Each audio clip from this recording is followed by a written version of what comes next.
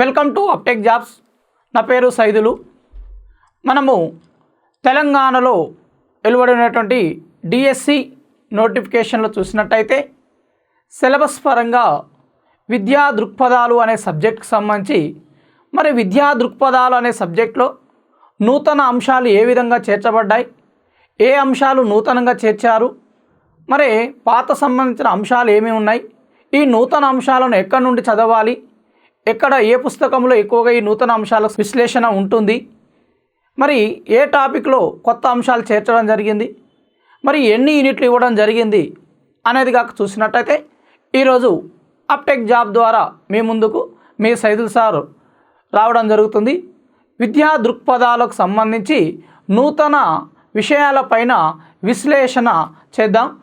విద్యా దృక్పథాలు చూసినట్టయితే first unit కాక చూసినట్టయితే భారతదేశంలో విద్య యొక్క చారిత్రక అభివృద్ధి.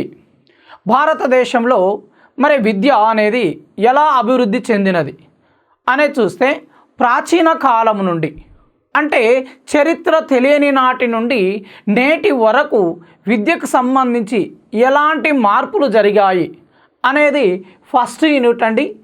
ఈ ఫస్ట్ యూనిట్లో మనకు చూసినట్టయితే 2 చాప్టర్స్ కలవండి. 2 చాప్టర్స్ ఉన్నాయండి. అందులో ఫస్ట్ చాప్టర్గా చూసినట్టయితే పూర్వ వేద కాలం నుండి స్వతంత్ర పూర్వం వరకు విద్య అంటే భారతదేశానికి స్వతంత్రము వచ్చే వరకు, ప్రాచీన కాలంలో మొదలుకొని స్వాతంత్రం వచ్చే వరకు విద్య ఏ విధంగా అభివృద్ధి చెందింది అనేది పూర్వ వేదకాలం నుండి స్వతంత్ర పూర్వం విద్యగా మనం చూస్తాం. ఇక్కడ చూసినట్లయితే పూర్వకాలము, ప్రాచీన కాలం నుండి చూసినట్టయితే మనకు వేదకాలం ఉంది, బౌద్ధ కాలం ఉంది, జైన కాలము, మధ్యయుగ కాలం విద్య అని ఇలా మనకు 3 రకాలుగా విద్యలు ఉన్నాయి.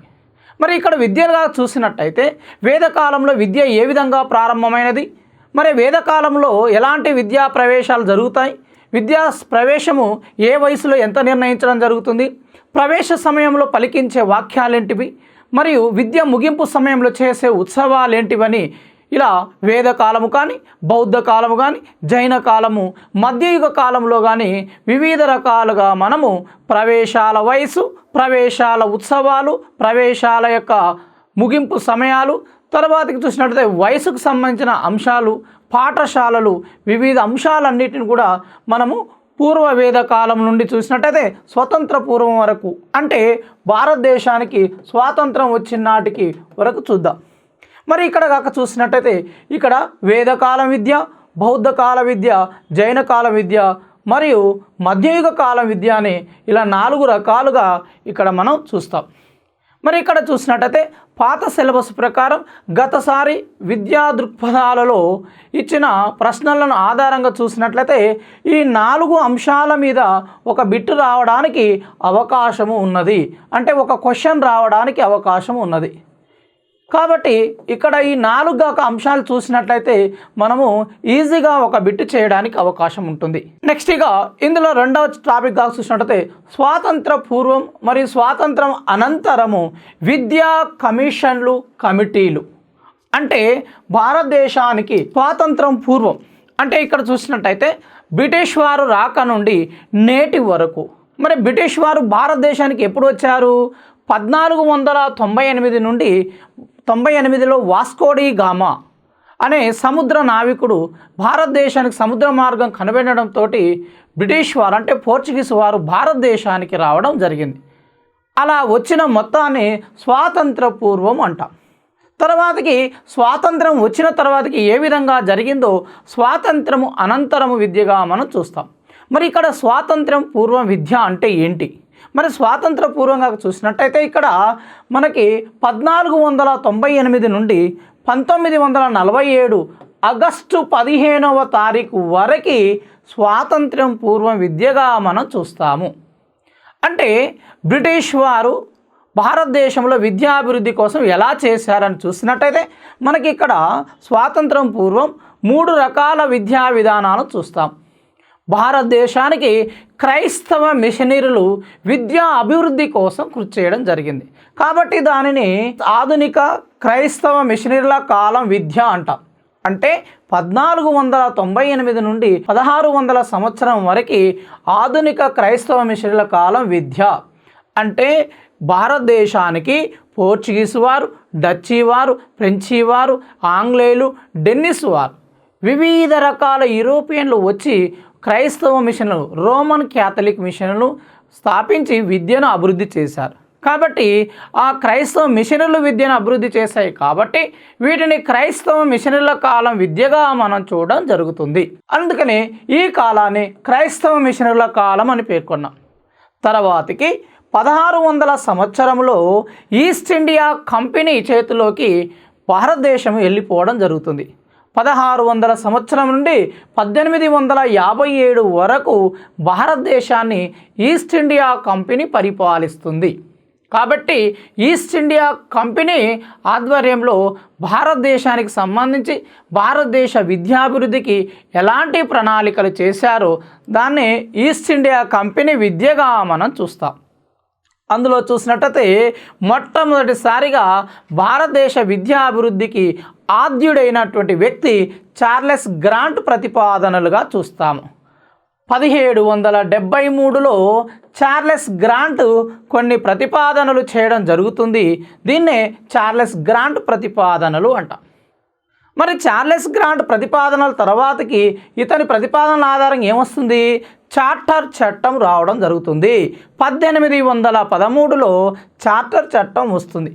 కాబట్టి భారతదేశంలో ఈస్ట్ ఇండియా కంపెనీ విద్యకు బాధ్యత వహిస్తుంది. అధికారికంగా ఒప్పుకున్న చట్టమే చార్టర్ చట్టంగా మనం చూడడం జరుగుతుంది. అంటే అధికారికంగా భారతీయ విద్యా అభివృద్ధికి మేము బాధ్యత వహిస్తున్నాము అని ఒప్పుకున్న చట్టాన్ని చార్టర్ చట్టంగా చూస్తాం. మరి ఈ చార్టర్ చట్టం ఫలితంగా ఏమవుతుంది? ఈస్ట్ ఇండియా కంపెనీ ₹1,00,000 విడుదల చేయడం జరుగుతుంది. ఆ ₹1,00,000 వివాదము పైన ఏమవుతుంది? వివాదం జరుగుతుంది. ఆ వివాదాన్ని పరిష్కరిస్తున్న సమయంలోనే ఆ ₹1,00,000 భారతీయ విద్యకు ఖర్చు చేసిన వ్యక్తి ఎవరంటే ఎల్ఫిన్స్టన్ నివేదిక అంటారు. ఇతను 1823లో ముంబై గవర్నర్గా వచ్చి నివేదికన ఈయన ఏం చేశాడు? భారతీయ విద్యకు ఖర్చు చేయడం జరుగుతుంది. కాబట్టి ఎస్పెషల్గా ఇతన్ని ఎల్ఫిన్స్టన్ నివేదికగా మనం చూడవచ్చు. ఇలా జరుగుతున్న కాలంలోనే ఈ చార్టర్ చట్టంలో వచ్చిన ₹1,00,000 వివాదము పరిష్కరించడం కోసమే లార్డ్ మెకాలే ప్రతిపాదనలు వస్తాయి. ఈ మెకాలే ప్రతిపాదనలు పరిష్కరించడం కోసం వుడ్స్ తాకీద్ కమిషన్ రావడం జరుగుతుంది. కాబట్టి మనకు ఈస్ట్ ఇండియా కంపెనీ విద్యకు సంబంధించి ఎలాంటి సూచనలు చేసింది అంటే ముఖ్యమైన అంశాలు ఈ 5 అంశాలను మాత్రమే మనము ఈస్ట్ ఇండియా కంపెనీకి సంబంధించినవిగా చూడాలి. కాబట్టి మనకు గత ఆంధ్రప్రదేశ్లో కానీ ఎలా అడిగాడంటే ఈస్ట్ ఇండియా కంపెనీ విద్యకు సంబంధించి ఎలాంటి ప్రతిపాదనలు చేసింది, ఈ క్రింది వాటిలో వరుస క్రమాన్ని గుర్తించండి అని చెప్పింది. కాబట్టి మనం ఇక్కడ ఇలా క్లియర్ కట్గా మనము ఏం చేసాము? ఇయర్ వైజ్గా చూడడం జరిగింది. కాబట్టి ఈ 5 కూడా దేనికి సంబంధించినవి? ఈస్ట్ ఇండియా కంపెనీకి సంబంధించినవి. 1857లో ఏం జరుగుతుంది? భారతదేశంలో సిపాయిల తిరుగుబాటు జరుగుతుంది. దీనినే మొట్టమొదటి సంగ్రామంగా, స్వతంత్ర సంగ్రామంగా మనం పిలుస్తుంటాం. బ్రిటిష్ వారు సిపాయిల తిరుగుబాటుగా చేయడం జరుగుతుంది. మరి ఇలా సిపాయిల తిరుగుబాటుతో భారతదేశంలో పరిపాలన ఎవరి చేతిలోకి వెళ్తుంది? ఈస్ట్ ఇండియా కంపెనీ నుండి బ్రిటిష్ వారి ప్రభుత్వంలోకి వెళుతుంది. ప్రత్యక్షంగా భారతదేశాన్ని బ్రిటిష్ ప్రభుత్వం పరిపాలిస్తుంది. కాబట్టి 1857 నుండి 1947 మధ్యకాలంలో బ్రిటిష్ ప్రభుత్వం విద్యకు సంబంధించిన అంశాలనే బ్రిటిష్ విద్యగా మనం చూస్తాము. మరి బ్రిటిష్ ప్రభుత్వం విద్యగా చూసినట్టయితే మనకి ఇక్కడ ఏంటిది? మొట్టమొదటిసారిగా బ్రిటిష్ ప్రభుత్వం వచ్చిన తర్వాతకి ప్రథమ భారతీయ విద్యా కమిషన్ అంటాం. దీన్నే అంటర్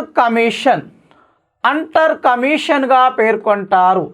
అంటే బ్రిటిష్ ప్రభుత్వం వచ్చిన తర్వాతకి భారతీయ విద్య కోసం మొట్టమొదటిసారిగా కమిషన్ ఏర్పాటు చేసింది కాబట్టి దీన్ని ప్రథమ భారతీయ విద్యా కమిషన్గా చూస్తాం. దీనికి అధ్యక్షుడు అంటారు కాబట్టి ఇతన్ని అంటర్ కమిషన్గా పేర్కొనడం జరుగుతుంది. మరి ఇక్కడ రెండవ తరగతికి చూసినట్టయితే పాఠశాలకు సంబంధించింది ఈ కమిషన్. మరి కలకత్తా విశ్వవిద్యాలయ కమిషన్, మరి దీనికోసం భారతదేశంలో విశ్వవిద్యాలయాల పర్యవేక్షణ కోసం, విశ్వవిద్యాలయ యొక్క అభివృద్ధి కోసం ఈస్ట్ ఇండియా కంపెనీ ఏం చేసిందంటే విశ్వవిద్యాలయ కమిషన్ ఏర్పాటు చేసింది. దీన్ని 1902లో బ్రిటిష్ విశ్వవిద్యాలయ కమిషన్గా మనం చూస్తాం. ఈ కమిషన్ తర్వాతకి మరి ఈ కమిషన్ పైన ఏమొచ్చింది, భారతీయులలో వ్యతిరేకత రావడం జరిగింది. కాబట్టి ఈ వ్యతిరేకతను పరిశీలించడం కోసం, ఈ వ్యతిరేకత అణచివేయడం కోసం భారతీయుల అభిప్రాయాలను పరిగణలోకి తీసుకోవడం వలన భారతీయ విశ్వవిద్యాలయ చట్టం వచ్చింది. అంటే భారతీయులకు అనుగుణంగా భారతదేశంలో విశ్వవిద్యాలయాల్లో చట్టాలు చేయడానికి ఏర్పాటు చేయడం జరిగింది. ఇది బ్రిటిష్ ప్రభుత్వం చేసినది. తర్వాతకి చూసినట్టయితే గోపాలకృష్ణ గోఖలే కమిషన్.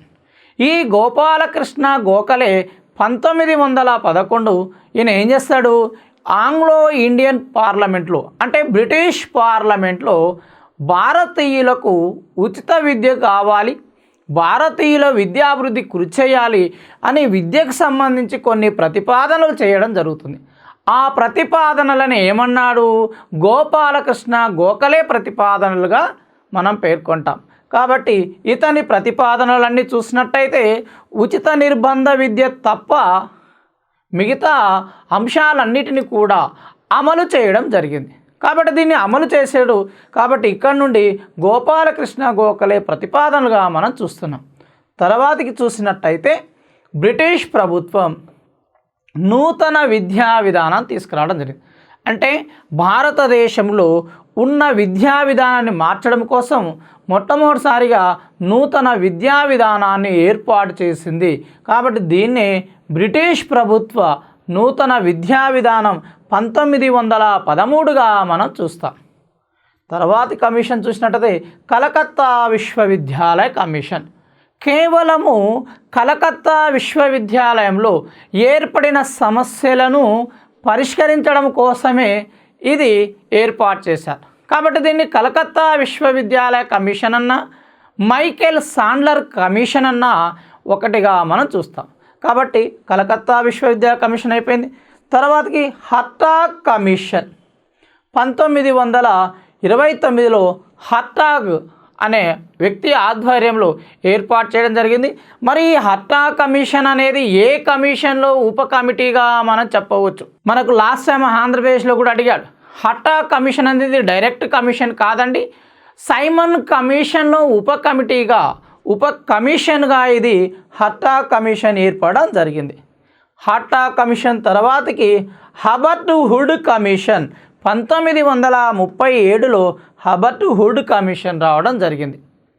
తర్వాతకి ఇదే సమయంలో భారతదేశంలో గాంధీజీ భారతీయుల అవసరాల కోసం, భారతీయుల జీవన విధానాన్ని కోసం, భారతీయుల అభివృద్ధి కోసం బేసిక్ విద్యా విధానాన్ని తీసుకురావడం జరిగింది. మరి బేసిక్ విద్య అంటే ఏంటి, బేసిక్ విద్య వల్ల ఏమి ఉపయోగాలు ఉన్నాయి, మరి బేసిక్ విద్య దేనికి ప్రాధాన్యత ఇచ్చిందో చూసినట్లయితే మనకి ఇక్కడ జరుగుతుంది. కాబట్టి దీన్ని బేసిక్ విద్యా విధానము అని 1937లో రావడం జరిగింది. తర్వాతకి చూసినట్టయితే చిట్ట చివరగా 1944లో సార్జెంట్ కమిషన్ ఏర్పాటు చేయడం జరిగింది. ఇది భారతదేశంలో చిట్ట చివరి కమిషన్. కానీ దీన్ని ఇంకేమంటారు, సంపూర్ణ విద్యాభివృద్ధి కోసం లేదా సమగ్ర విద్యాభివృద్ధి కోసం ఏర్పాటు చేసిన కమిషన్ ఏది అని అడుగుతాడు. ఆ కమిషన్ ఏంటిది, సార్జెంట్ కమిషన్గా మనం చూడవచ్చు. కాబట్టి ఈ 10 కమిషన్లు బ్రిటిష్ ప్రభుత్వం ఏర్పాటు చేయడం జరుగుతుంది. కాబట్టి ఇక్కడ మనకు సరైన సీక్వెన్స్ను గుర్తించండి అంటున్నాడు. మరి ఇక్కడ అడిగేటప్పుడు ఎక్కడ అడుగుతున్నాడంటే విశ్వవిద్యాలయాలకు సంబంధం కాకుండా ఏవైతే పాఠశాల విద్యకు సూచనలు ఇస్తున్నాయో, పాఠశాల విద్యకు సంబంధించి ఎక్కువ ఏ ప్రతిపాదన చేశాయో ఆ కమిషన్ల గురించే మాత్రమే ఎక్కువగా ఫోకస్ చేయడం జరుగుతుంది. కాబట్టి ఆ కమిషన్లో చూసినట్టయితే మనకి ఒకటి అంటర్ కమిషన్ ఒకటిగా చూడొచ్చండి. తర్వాతకి చూసినట్టయితే కలకత్తా విశ్వవిద్యాలయ కమిషన్, హట్టా commission, Abbott Wood commission, Sargent commission, ఈ 5 కమిషన్లు కూడా పాఠశాల విద్యకు సంబంధించిన అంశాలు. కాబట్టి ఎక్కువగా వీటి మీద మనం దృష్టి సారిస్తే మనకు బిట్టు చేసే అవకాశం ఉంటుంది. మరి గత ప్రశ్నలు కానీ గతసారి జరిగిన పరీక్ష విధానాల్లో తెలంగాణలో జరిగిన విధానంలో కానీ స్వాతంత్రం పూర్వము కమిషన్ల మీద మనకు ఒక బిట్టు రావడం జరుగుతుంది. కాబట్టి అదేవిధంగా ఇప్పుడు కూడా మనకు ఒక బిట్టు వస్తుందని మనం ఎక్స్పెక్ట్ చేయవచ్చు. కాబట్టి ఈ కమిషన్లు కాక చూసినట్టయితే స్వాతంత్రానికి పూర్వం మొత్తం జరిగిన అంశాల మీద ఒక బిట్టు వస్తుంది. కాబట్టి ఒక మార్కు మనం సాధించగలుగుతాం. ఇక్కడ అడిగేటప్పుడు ఏమడుగుతున్నాడంటే స్వాతంత్రం పూర్వం ఉన్న అంశాలను స్వాతంత్రము అనంతరం ఉన్న అంశాల మధ్య కంపారిజన్ చేసుకొని అడగడం జరుగుతుంది. కాబట్టి అలాంటి అంశాల మీద కూడా మనం దృష్టి సారించాలి. మరి మొదటగా విద్యా హక్కు చట్టం గురించి చెప్పింది ఎవరు? విద్యా హక్కు చట్టం సంబంధించి వినతి పత్రం పొందిన కమిషన్ ఏంది? అధికారికంగా విద్యా హక్కు చట్టాన్ని అమలు చేయాలని చెప్పిన కమిషన్ ఏంటి? మరి అధికారికంగా విద్యా హక్కు చట్టాన్ని సంబంధించి ప్రతిపాదన చేసిన కమిషన్ ఏంటి? ఇట్లా మనకు సంబంధించిన అంశాల ఆధారంగా అడగడం జరుగుతుంది. కాబట్టి ఇక్కడ బ్రిటిష్ వారు అంటే స్వాతంత్రానికి పూర్వం వాస్కో డి గామా వచ్చిన నాటి నుండి మొదలుకొని 1947 ఆగస్టు 15 వరకు జరిగిన మార్పులన్నిటిని కూడా స్వాతంత్రం పూర్వ విద్యగా మనం చూడవచ్చు. కాబట్టి ఇక్కడ మనకి అన్ని అంశాలు కాక చూస్తే ఒక బిట్టు మనం సాధిస్తాము. కాబట్టి ఒక బిట్టు రావడానికి అవకాశం ఉన్నది. కాబట్టి దేనికి ఆ కమిషన్లో మనం ఒకదానికి ఒకటి సీక్వెన్స్గా అడగాలి. మనకు ఆల్రెడీ సిలబస్లో ఏమని మెన్షన్ చేశాడు? సమస్యలు మరియు ఫలితాలు అని మెన్షన్ చేశాడు ప్రత్యేకంగా. అంటే ఒక కమిషను ఏర్పాటు చేసినప్పుడు ఏదో ఒక సమస్య ఏర్పడుతుంది. ఆ సమస్యను పరిష్కరించడం కోసము మరొక కమిటీ ఏర్పాటు చేస్తున్నారు. మరి ఇలా కమిటీ ఏర్పాటు చేసినప్పుడు సమస్యకు పరిష్కారం దొరుకుతున్నది, మరియు సమస్య పరిష్కారంతో పాటు మరొక సమస్య ఉత్పన్నమవుతుంది. కాబట్టి ఇలాంటి అంశాలను మనం చూడాలి. అంటే ఫర్ ఎగ్జాంపుల్గా చూసినట్టు చూడండి, అంటర్ కమిషన్కి సంబంధించిన పరిష్కారం ఫలితాల ఆధారంగా ఏమొచ్చింది? విశ్వవిద్యాలయకు సంబంధించి వచ్చింది. విశ్వవిద్యాలయ లోపాల వల్ల భారతీయ విశ్వవిద్యాలయ సమస్య వచ్చింది. అంటే భారతీయ విశ్వవిద్యాలయ కమిషన్ దేనికి వచ్చింది అంటే గోపాలకృష్ణ గోఖలేకి సంబంధించి వచ్చింది. అంటే భారతీయ విశ్వవిద్యాలయంలో ఉన్న లోపాలకు గోపాలకృష్ణ గోఖలే స్పందించడం జరిగింది. మరి గోపాలకృష్ణ గోఖలేకి సంబంధించి చూసిన విధానాన్ని ఆధారంగానే భారతదేశంలో నూతన విద్యా విధానం వచ్చింది. మరి ఇక్కడ చూసినట్టయితే కలకత్తా విశ్వవిద్యాలయం ఇలా జరుగుతున్న సమయంలో కలకత్తా విశ్వవిద్యాలయ సమస్యల పరిష్కారం కోసం వచ్చింది. మరి హట్టా కమిషన్, హబర్ట్ హుడ్ కమిషన్ ఇలా ఒక్కొక్క దానికి సంబంధం ఉంటుంది. కాబట్టి అలాంటి అంశాల మీద మనం దృష్టి కేంద్రీకరించాలి. ఇది మనకు ఫస్ట్ యూనిట్ అండి. ఖచ్చితంగా ఫస్ట్ యూనిట్లో ఎలాంటి మార్పులు లేవండి. ప్రాథమిక సమాచారం మొత్తం కూడా ఇవ్వడం జరిగింది. కాబట్టి ఫస్ట్ యూనిట్ కాక మనం చదివినట్టయితే మిగతా విద్యా దృక్పథాలు అనే సబ్జెక్టు మొత్తానికి కూడా ఇది మనకు ఒక బేసిక్ లాగా ఏర్పడుతుంది. కాబట్టి ఫస్ట్ యూనిట్ అనేది విద్యా దృక్పథాలు అత్యంత కీలకమైన యూనిట్గా మనం చూడవచ్చు. మరి గత ప్రశ్నలను కాక చూసినట్టయితే మనకు ప్రతిసారి కూడా 2 మార్కులు వచ్చేది. ఈసారి మనకు దీని యొక్క పరిమాణం తగ్గినది కాబట్టి ఒక 1.5 లేదా 1 మార్కు రావడానికి అవకాశం ఉండవచ్చు. కాబట్టి ఇది స్వాతంత్ర పూర్వం కమిషన్ల మీద ఒక బిట్టు వచ్చే అవకాశం ఉంటుంది. నెక్స్ట్ ఇక స్వాతంత్ర్యము అనంతరం విద్య. భారతదేశానికి స్వాతంత్రం వచ్చింది ఎప్పుడు వచ్చింది? 1947 ఆగస్టు 15న స్వాతంత్రం వచ్చింది. మరి భారతదేశానికి స్వాతంత్రం వచ్చిన నాటి నుండి నేటి వరకు ఎలాంటి అభివృద్ధి జరిగింది? భారత ప్రభుత్వం ఎలాంటి కమిషన్లను ఏర్పాటు చేసింది, ఎలాంటి కార్యక్రమాలను ఏర్పాటు చేసిందో అలాంటి అంశాలనే స్వాతంత్ర్యము అనంతరం విద్యగా మనం చూస్తాం. మరి స్వాతంత్రం అనంతరం విద్యలో చూస్తే మొట్టమొదటిసారిగా విశ్వవిద్యాలయ కమిషన్, ఎస్పిఆర్ కమిషన్ అని కూడా అంటారండి. దీన్ని ఎస్పిఆర్ కమిషన్గా మనం చూస్తాం. ఎందుకంటే సర్వేపల్లి రాధాకృష్ణ ది కమిషన్కు అధ్యక్షుడు కాబట్టి ఇతని ఎస్పిఆర్ కమిషన్గా మనం చూడడం జరుగుతుంది. తర్వాతి కమిషను మొదలియార్ కమిషన్. ఈ మొదలియార్ కమిషన్ ఏమంటే మాధ్యమిక విద్యను సమస్యలను పరిష్కరించడం కోసం మొదలియార్ కమిషన్ ఏర్పాటు చేయడం జరిగింది. కాబట్టి దీన్ని డాక్టర్ లక్ష్మణస్వామి మొదలియార్ కమిషన్గా మనం చూస్తాం. మరి ఇది 1952 నుండి 53 వరకు ఉంటుంది. తర్వాతకి కొఠారి కమిషన్ వచ్చింది. ఎస్పిఆర్ కమిషన్ ఏంది? విశ్వవిద్యాలయాలు అంటే యూనివర్సిటీల సమస్యల కోసం ఎస్పిఆర్ కమిషన్ ఇచ్చారు. మరి మాధ్యమిక విద్య కోసము మొదలియార్ కమిషన్ ఇచ్చారు. మరి పాఠశాల విద్య కోసము సమగ్రమైన విద్యా విధానం కోసము కొఠారి కమిషన్ ఇవ్వడం జరిగింది. మరి భారతదేశంలో మొత్తము ఒకే విద్యా విధానం ఉండాలని జాతీయ విద్యా విధానం 1968లో రావడం జరిగింది. ఇది మొదటి జాతీయ విద్యా విధానం.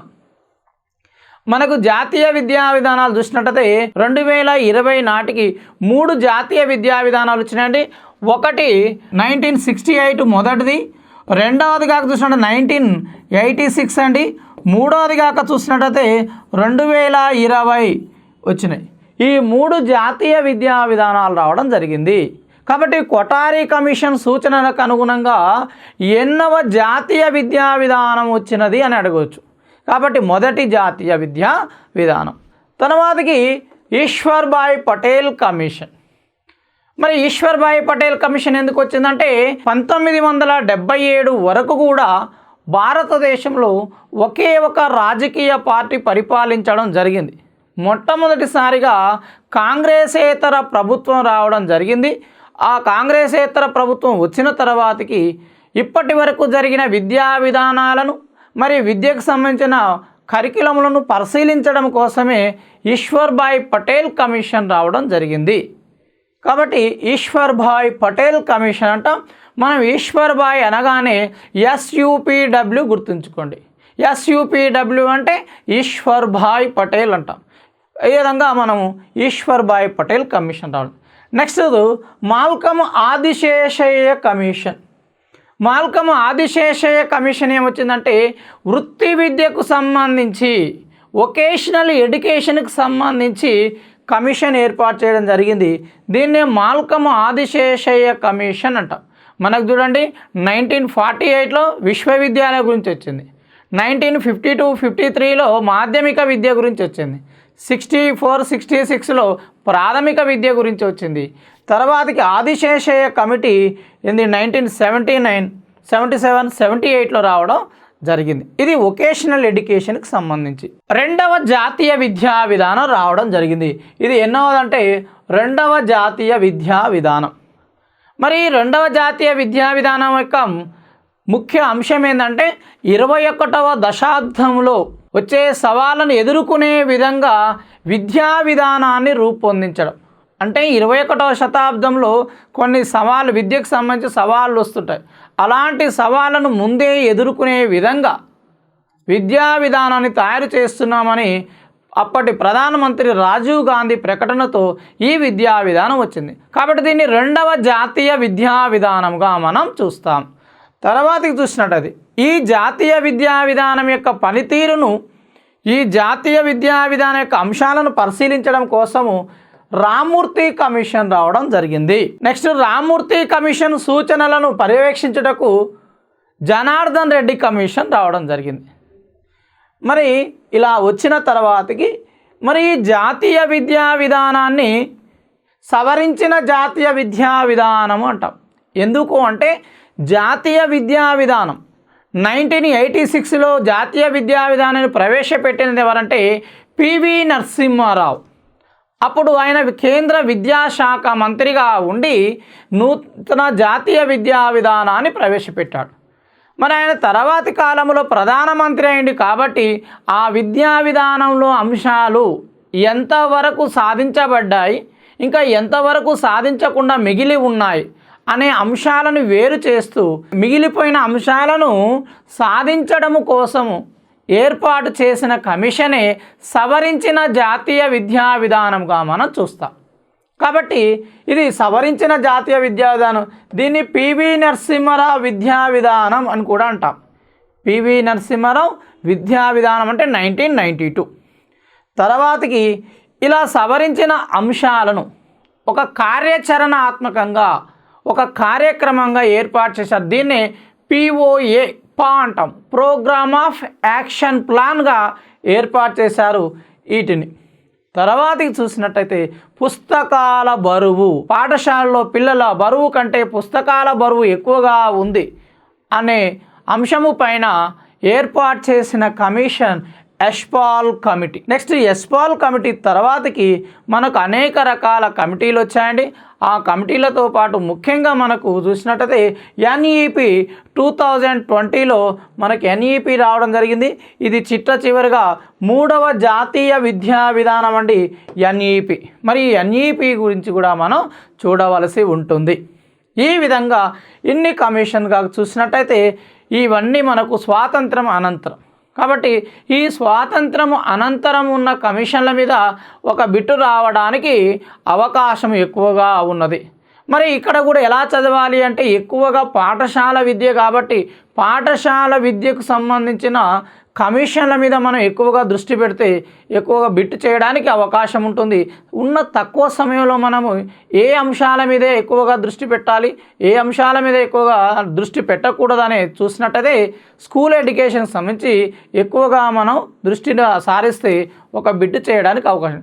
ఏదేమైనా కానీ స్వాతంత్రం అనంతరం కమిషన్లను మొత్తం చదివితే మనకు ఒక బిట్టు వస్తుంది. కాబట్టి ఫస్ట్ యూనిట్ నుండి మనకు 1 నుండి 1.5 మార్కులు వస్తాయి. ఇక్కడ మనకు కొత్తగా సిలబస్ అంటూ ఏమి చేర్చలేదండి, అన్ని పాత అంశాలండి.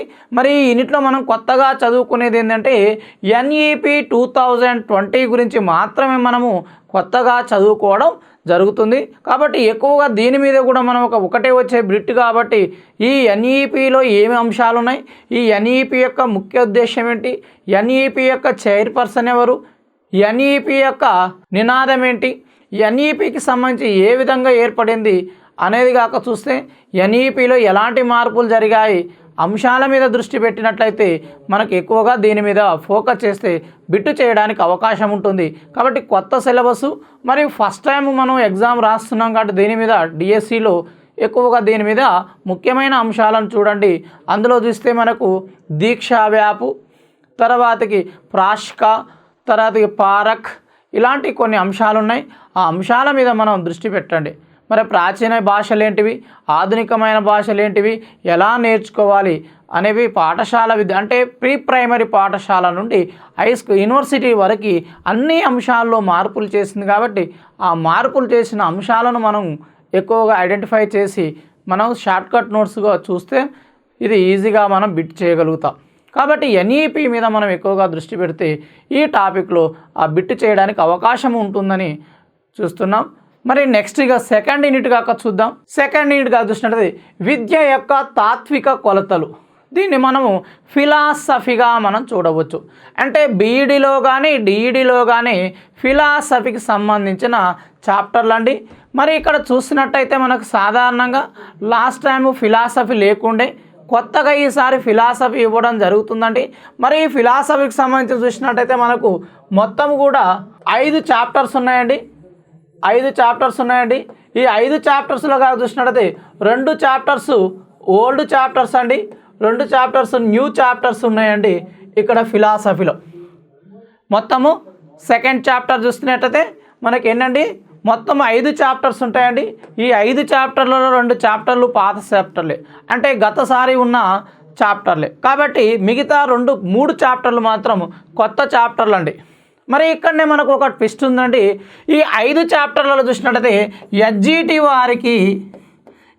వారికి 4 చాప్టర్స్ మాత్రమే ఉంటున్నాయి. ఎస్సీ స్కూల్ అసిస్టెంట్ వారికి 5 చాప్టర్స్ ఉంటున్నాయండి. 5 చాప్టర్స్ ఉంటున్నాయండి. మరి ఇక్కడ 5వ చాప్టర్ అనేది కాక చూసినట్టయితే ఒకటి స్కూల్ అసిస్టెంట్ వారికి అదనంగా ఉంటుంది. ఎవరైతే స్కూల్ అసిస్టెంట్ ప్రిపేర్ అవుతున్నారో ఆ ప్రిపేర్ అయ్యే అభ్యర్థులు అందరూ కూడా ఒక చాప్టర్ అదనంగా చదవాలి. ఆ అదనంగా చదివే చాప్టర్ ఏందో మనము ఇక్కడ మీకు తెలియజేస్తాను.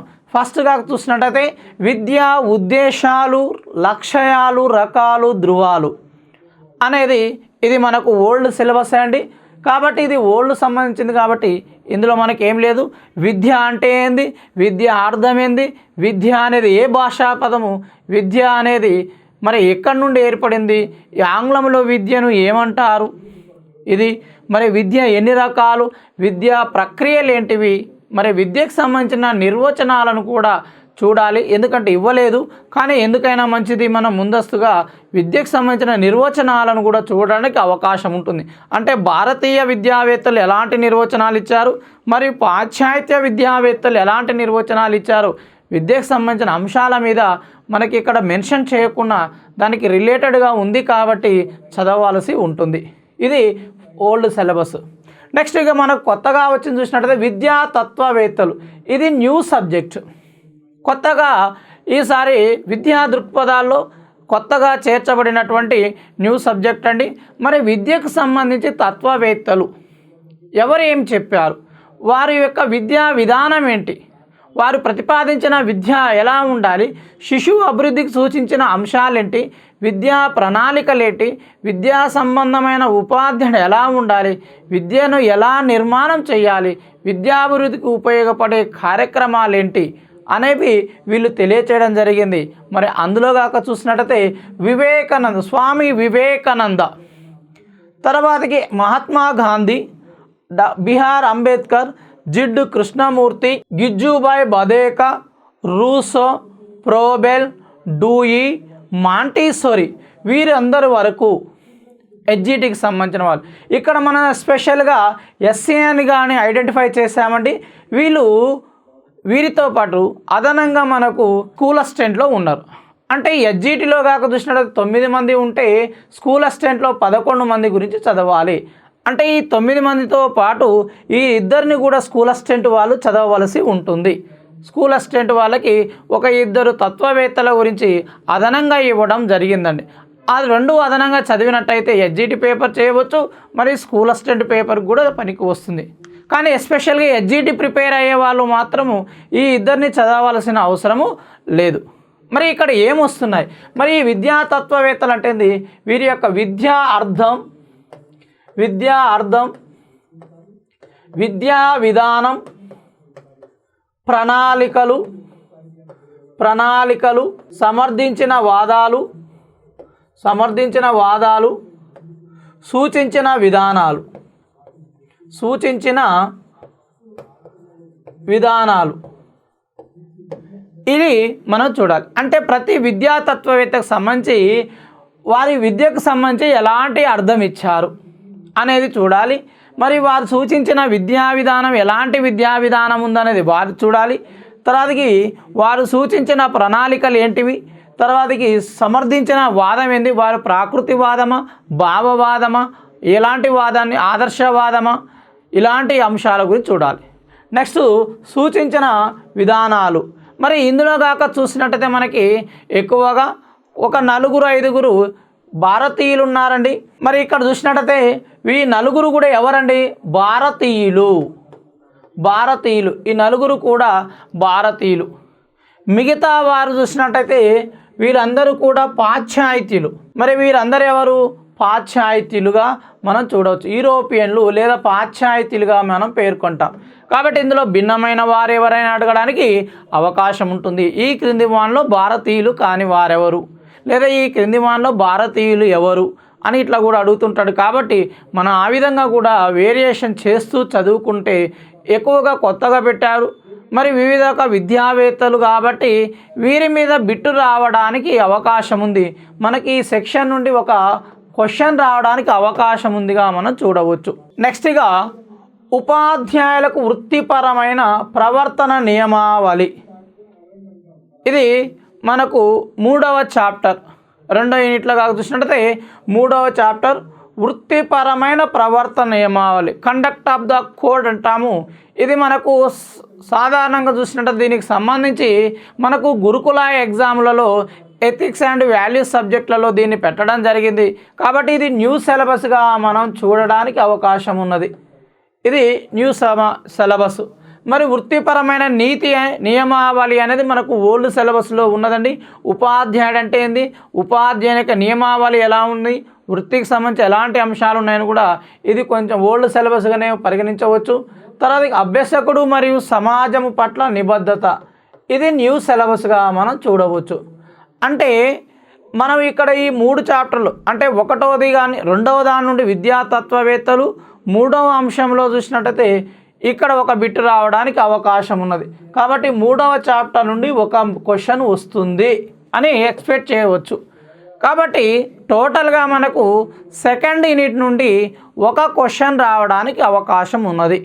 ఇలా మనం వేరియేషన్ చేసి చదివితే ఈజీగా మనం ఒక మార్క్ చదువుతాం. అంటే ఒక మార్క్ చదివాం, ఇంకా ఎన్ని మార్కులకు చదవాలి అని ఒక సెల్ఫ్ కాన్ఫిడెన్స్గా మనం ముందుకు పోవచ్చు. తక్కువ సమయంలో ఎక్కువ స్కోర్ చేయాలంటే మనం ఎక్కువగా రావడానికి హోప్స్ ఉన్నాయి ఏంటివి, కొత్తగా ప్రవేశపెట్టిన అంశాలు ఏంటివి అని తెలుసుకున్నట్లయితేనే ఈ తక్కువ సమయంలో మనం ముందుకు వెళ్ళగలుగుతాం. నెక్స్ట్ ఇక 4వ యూనిట్గా చూసినట్టయితే జ్ఞాన సంబంధమైన వ్యత్యాసాలు. మరి ఇక్కడ జ్ఞానం అనేది చూసినట్టయితే ఇది మనకి ఇది కొత్తదే అండి. ఇది ఫిలాసఫీలో ఉన్నదండి.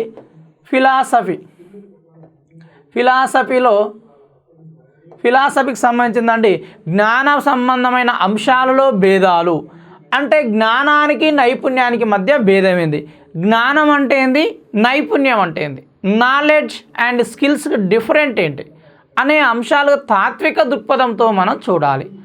రెండవది జ్ఞానానికి సమాచారం, జ్ఞానం అంటేంది మరి సమాచారం అంటేంది, వీటి మధ్య కూడా మనం భేదం చూడాలి. నెక్స్ట్ 3వది బోధన మరియు శిక్షణ. బోధన అంటే ఏంటి, శిక్షణ అంటే ఏంటి, వీటికి ఎలాంటి భేదాలు ఉంటాయి, వీటి మధ్య వివరణపరమైనవి ఏంటివి, భౌతికపరమైన అంశాలు ఏంటి అనేది చూడాలి. తర్వాతి కారణం మరియు నమ్మకం. కారణం అంటేంది, నమ్మకం అంటేంది, ఈ అంశాల మీద మనము వీటికి సంబంధించి భేదాలు తెలుసుకోవాలి. ఇక్కడ చూడండి జ్ఞానం గురించి సంబంధించి ఉన్నాయి కాబట్టి ఇక్కడ ఈ బిట్లు కొత్తవి కాబట్టి ఇది కొత్త సిలబస్ అండి. ఇది మనకు కొత్త సిలబస్ కాబట్టి ఎస్జిటి వారు ఈ 4 చాప్టర్లు చదివినట్టయితే ఖచ్చితంగా ఇందులో నుంచి మనకు ఒక క్వశ్చన్ వస్తుంది. అంటే 1 మార్క్ వస్తుంది. అంటే 2 క్వశ్చన్స్ మనం చేయగలుగుతాము ఇలా డివైడ్ చేసుకొని చదివితే. నెక్స్ట్ ఇక 5వ చాప్టర్ ఇది టోటల్గా స్కూల్ అసిస్టెంట్ వాళ్ళకే మేము పెట్టడం జరిగిందండి. ఇది టోటల్గా స్కూల్ అసిస్టెంట్ వాళ్ళకే ఉన్నదండి. మరి ఇక్కడ చూసినట్టయితే జ్ఞాన సంబంధమైన అంశాలు ఏంటివి, జ్ఞాన సిద్ధాంతం అంటేంది, ఎపిటమాలజీ అంటాం. ఈ ఎపిటమాలజీ అంటేంది, ఎపిటమాలజీ దేని గురించి తెలియజేస్తుంది, జ్ఞానాన్ని వివరించే సిద్ధాంతాలు ఏంటివి, మరి జ్ఞాన సంబంధమైన పాశ్చాత్యుల యొక్క అర్థాలు ఏ విధంగా ఇచ్చారు, మరి భారతీయులు ఏ విధంగా ఇచ్చారు అనే అంశం. కాబట్టి ఇది స్కూల్ అసిస్టెంట్కి సంబంధించిన సిలబస్. ఎస్పెషల్గా స్కూల్ అసిస్టెంట్ వాళ్ళకే మెన్షన్ చేసిండు కాబట్టి మేబీ ఇక్కడ మనకు దీని మీద కూడా ఎక్కువగా రావడానికి అవకాశం ఉందని మనం చెప్పవచ్చు. ఏది ఏమైనా కానీ ఈ 2వ యూనిట్లో మనకి మొత్తము 5 చాప్టర్లలో 2 చాప్టర్లు పాత చాప్టర్లు, 3 చాప్టర్లు కొత్త చాప్టర్లు. కాబట్టి ఒక పాత చాప్టర్ నుండి ఆల్రెడీ అడిగిరు కాబట్టి మనం ఒక బిట్ వేసుకున్న మిగతా కొత్త చాప్టర్ల నుండి రావడానికి ఎక్కువగా అవకాశం ఉన్నది. కాబట్టి కొత్త చాప్టర్లు చదివినట్లయితే 1 మార్క్ వస్తుంది, పాత చాప్టర్లు చదివితే 1 మార్క్ వస్తుంది. కాబట్టి ఈ రెండింటికి కూడా సైమల్టైల్గా మనం కంపారిజన్ చేసుకొని చదువుకోవడానికి ఈజీగా ఉంటుంది. కాబట్టి స్కూల్ అసిస్టెంట్ వాళ్ళకు మాత్రం ఎస్పెషల్గా 5వ యూనిట్ మెన్షన్ చేశారండి సిలబస్లో. చాలామంది సిలబస్ బీఈడికి మరి ఎస్జిటికి కంపారిజన్ చేయకుండా కామన్ సిలబస్ అనుకుంటున్నారు. కానీ ప్రత్యేకంగా మనకి ఇక్కడ భాగంలో మాత్రమే 2 భేదాలు ఉన్నాయి. 2 విద్యాతత్వవేత్తలు గురించి అదనంగా ఇవ్వడం జరిగింది. మరి ఇదే యూనిట్లో చూసినట్టయితే మనకు అదనంగా ఒక యూనిట్ ఇవ్వడం జరుగుతుంది. కాబట్టి ఈ 2 అంశాల మీద కొంచెం స్ట్రెచ్ చేసి చదివితే మనకు ఒక బిట్ అదనంగా వచ్చే అవకాశం ఉంటుంది.